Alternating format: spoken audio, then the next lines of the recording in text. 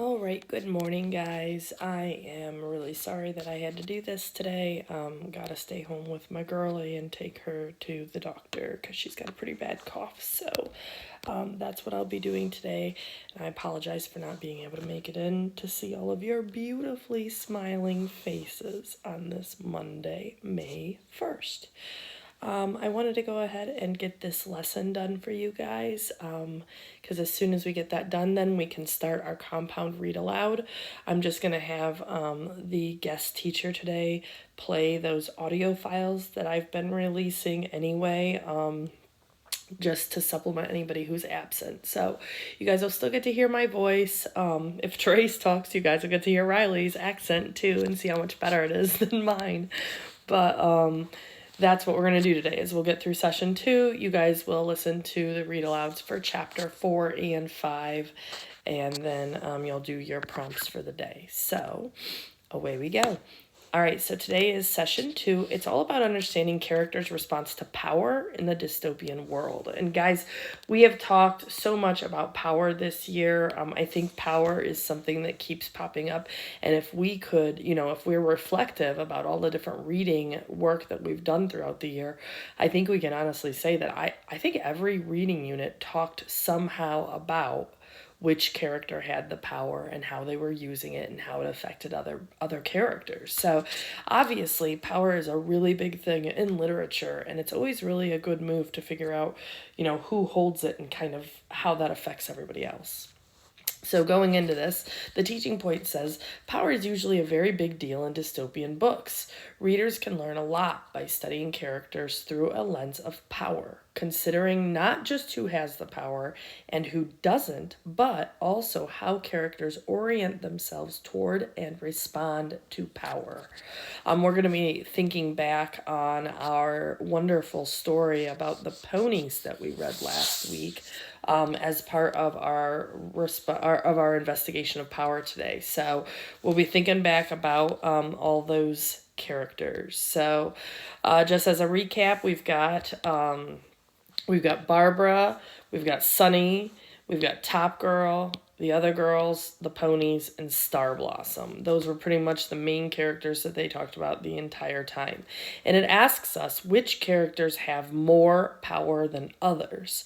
And guys, I feel like, again, this is one of those times I'm telling you, my subject area is one of the greatest subject areas because you don't have to always find a single right answer. As long as you can back it up, you guys can make things be the right answer. So if you want to talk about Top Girl having the most power, I think that's a very valid point.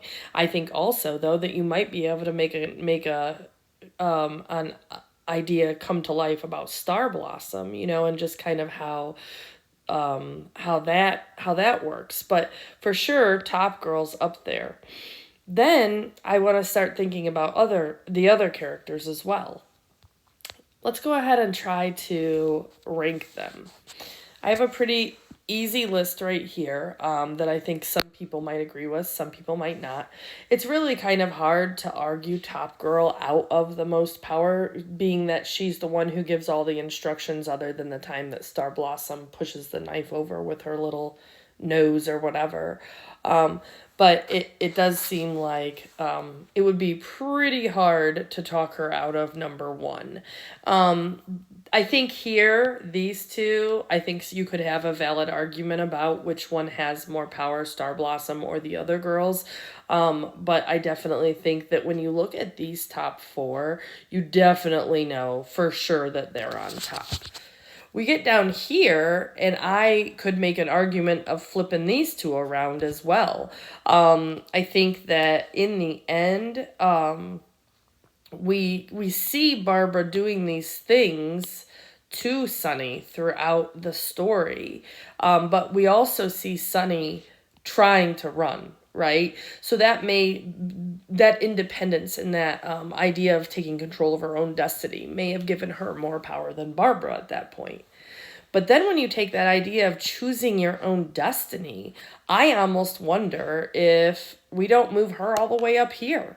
Because she is the only one who did not submit to this ridiculous thing that their society does. So does that make her the most powerful? She's the only one who didn't go along with it.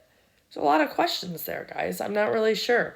Like I said, though, I think as long as you're willing to have that conversation, I think that even just having that conversation inside of your own mind and just making the list and having to rank them and really trying to defend your choices there, that is doing the exact thinking that we're looking for here.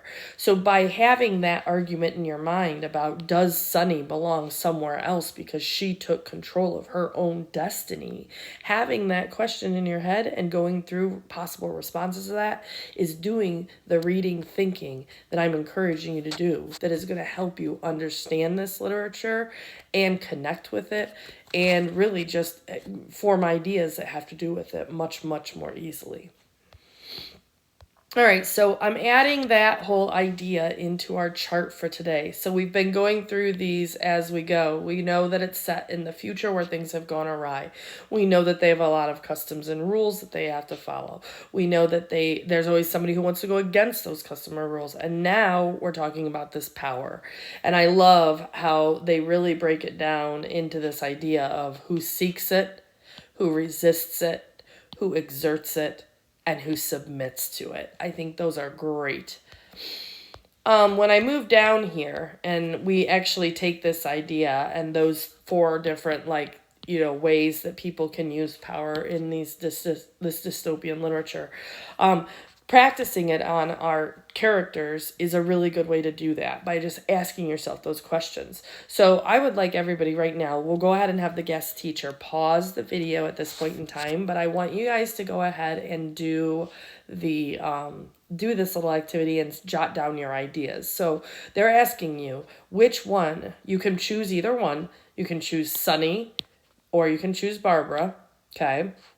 But I want you to choose one and I want you to decide, do they seek the power, resist the power, exert the power, or submit to the power? Okay? So let's go ahead and pause right now.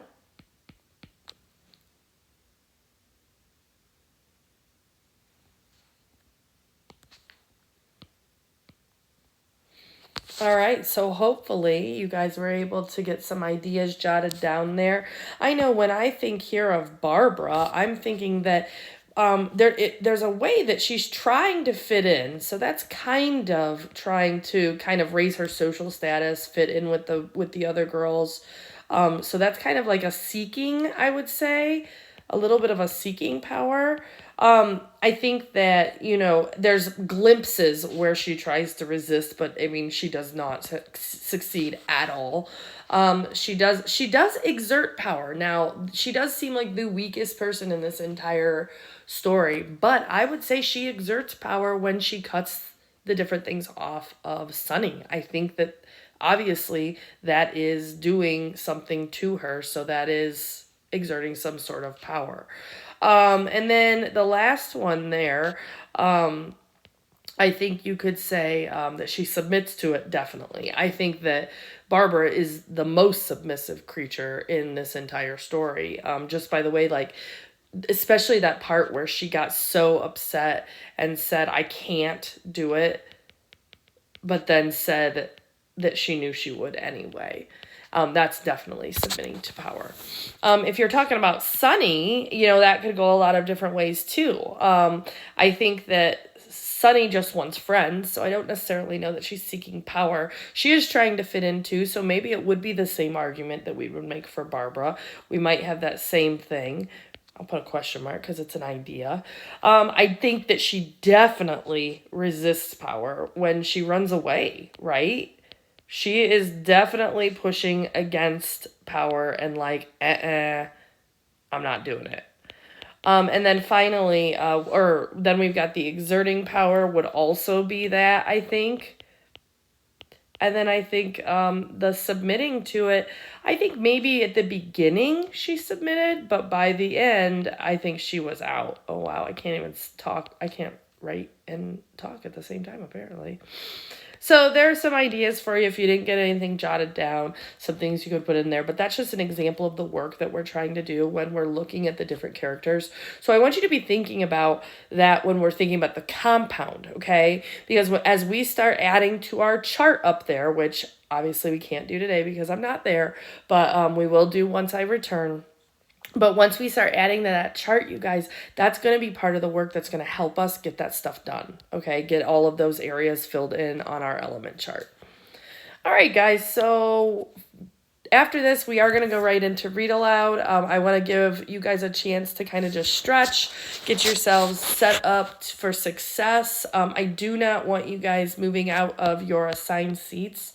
I'd like you to stay where you are, and make sure that you've got only your pencil and your element chart note taking sheet out of the folders up front, and that you're really engaged in the read aloud. I know on video it may not be as engaging, but stick with it because you do not want to zone out and miss super important things. Remember, we're still building this story right now. It's almost like you're on a roller coaster going up the hill, going click, click, click, click, click, click, click, click, click. It's all the setup, guys. Eventually, you're going to crest over the top of that hill, and you're going to be in for a wild ride. All right, so guys, make sure... if you want to reference page numbers or anything, you would want to have a copy of the text, have your element sheet, make sure that you're listening for all of those different things, and make sure that as soon as we're done with read aloud, you move into your prompts for today. Those prompts are for chapter, I'm going to just make a little note here. Oops, I can't. There we go.